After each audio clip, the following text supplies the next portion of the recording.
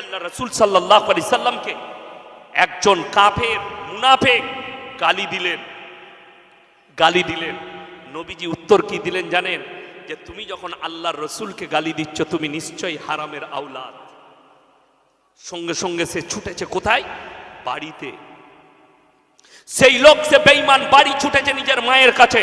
মা, আল্লাহ নবী তার, দেখুন সে কাফের বেঈমান, কিন্তু তার এটা বিশ্বাস যে নবী যখন বলেছে কথা মিথ্যা হবে না। জোরে বলুন সুবহানাল্লাহ। একটা কাফেরের বিশ্বাস যে নবী যখন বলেছে এটা মিথ্যা নয়। সে তার মায়ের কাছে ছুটে গিয়ে বললে, মা, আমি মুহাম্মদ সাল্লাল্লাহু আলাইহি সাল্লামকে গালি দিয়েছি। তিনি উত্তরে বলেছেন, তুমি যখন আল্লাহর রসুলকে গালি দিয়েছো তুমি নিশ্চয়ই হারামের আওলাদ। এটার ব্যাখ্যা তোমার কাছে জানতে চাই। তিনার মা বললেন, বাবা, সত্য করে বলছি, মুহাম্মদ যেটা বলেছে এটা সত্য কথা। তোকে জন্ম দেবার আগে তুই আমার হারাম সন্তান, তুই তোর বাপের সন্তান নস। জোরে বলুন সুবহানাল্লাহ।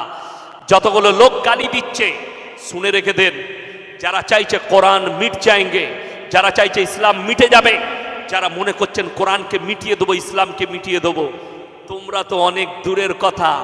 फिराउन आया था मूसा को मिटाने, खुद मिट गए। नमरूद आया था इब्राहिम को जलाने, खुद खत्म हो गए। और तुम चाहते हो कि इस्लाम मिट जाएंगे, कुरान मिट जाएगी?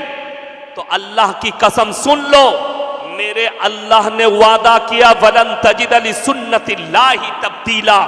क़यामत तक हमारे कुरान के एक ज़ेर ज़बर को मिटाना दुनिया की किसी ताकत की बस की बात नहीं। जोरे बोल सुभान अल्लाह।